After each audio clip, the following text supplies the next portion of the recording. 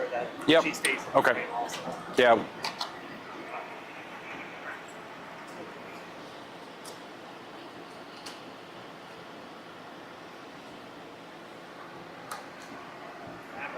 So, You all ready?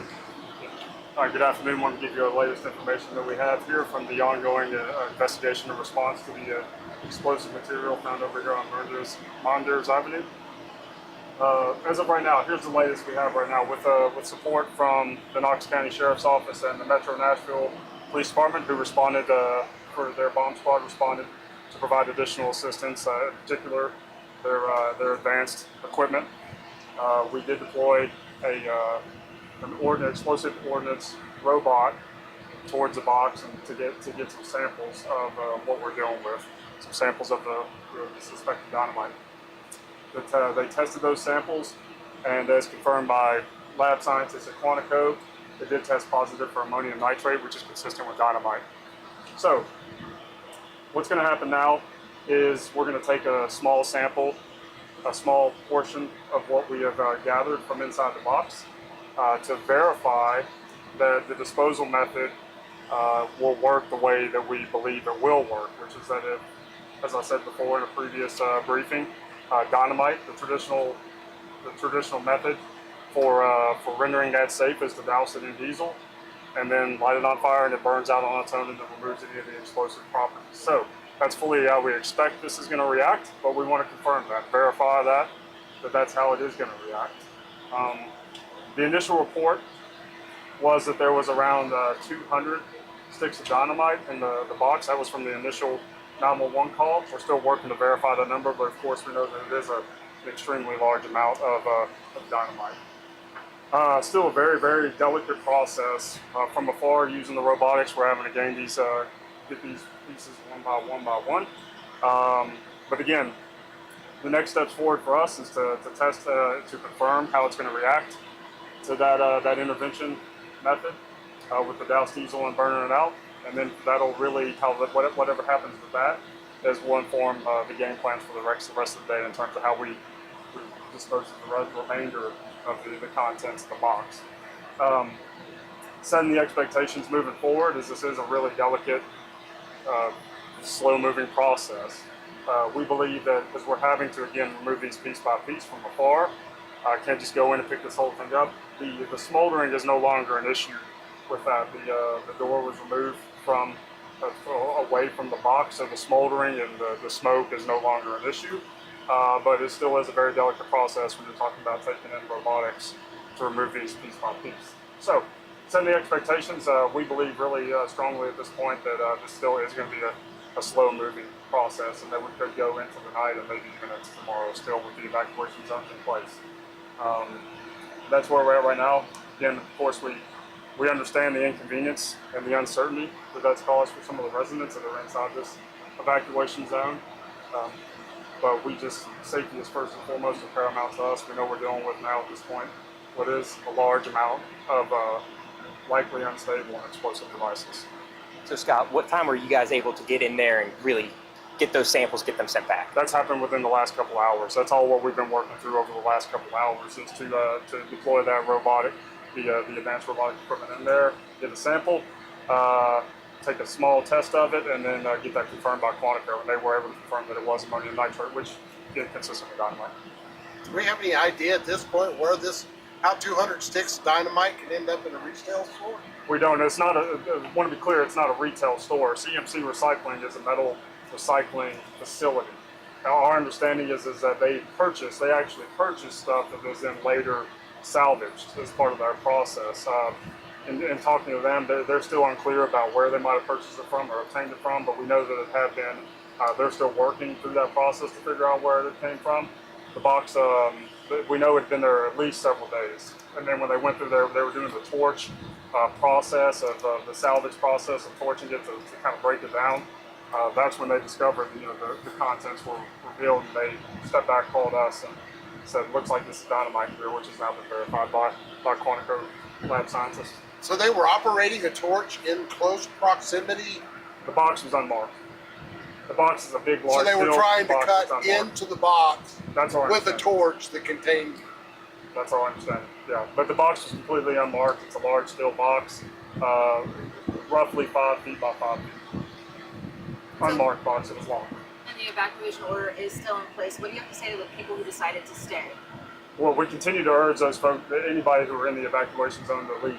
Again, I reiterate, understand that this is an inconvenience. There's uncertainty of the timing of when this could end, but our safety is first and foremost our most important thing that we're thinking about right now.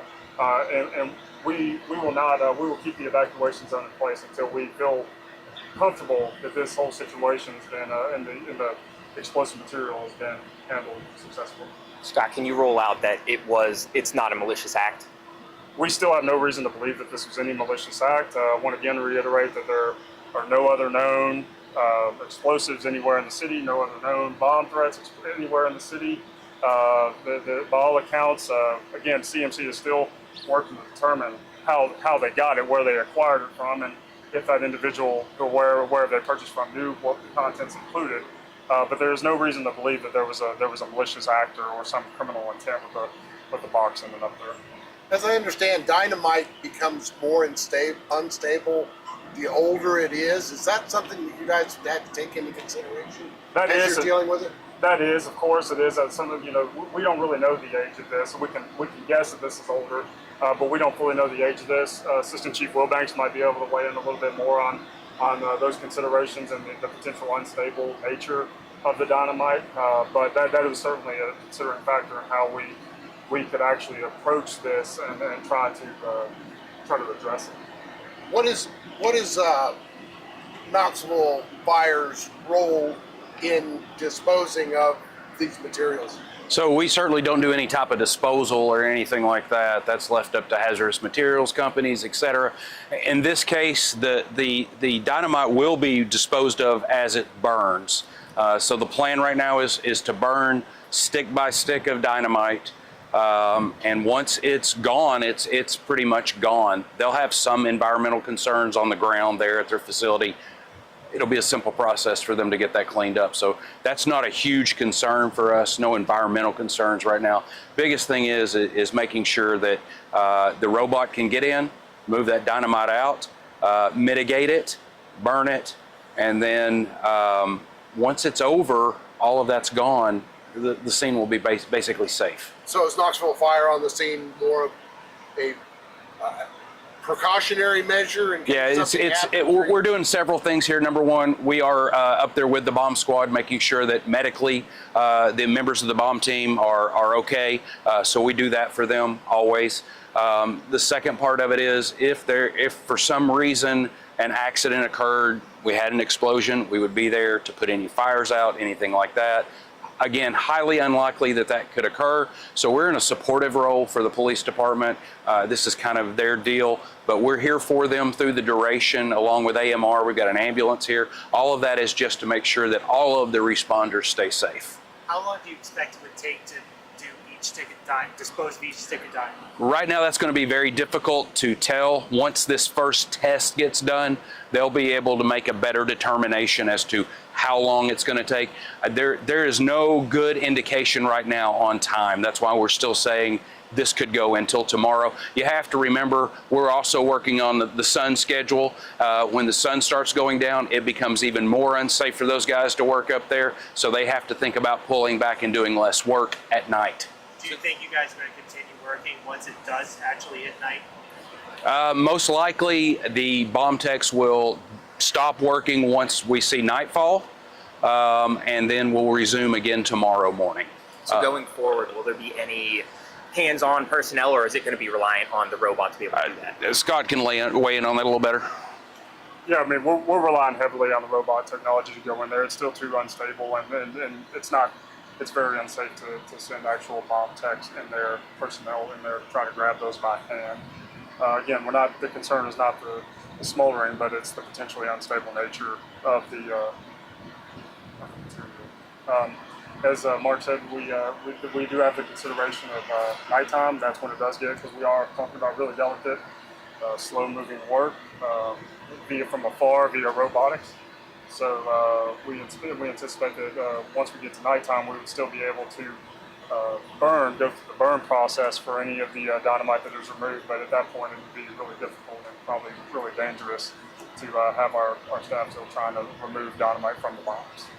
We heard from people who work in the businesses around here that they had to leave without taking anything, and now that this might go on for another day, when would they maybe be able to get their stuff back? Yeah, we recognize that, and we're going to work as closely as we can with the businesses to clearly communicate when they can come back in, when we feel it is safe for them to come back in. But we certainly recognize, like the residents, that this has been a strain on these businesses and an inconvenience on those businesses. Again, our first and foremost priority is safety for everybody in this area. We've been in contact with a couple of the businesses. They've reached out, and we've basically told them the same thing we're telling the residents. As soon as we can give you information on when you can return, we'll get you back in. We understand that, you know, there's dollars being lost every minute that their business isn't open, and we're doing everything we can for them. Appreciate you all. Thanks so much. Thank you, guys. Don't forget your microphone.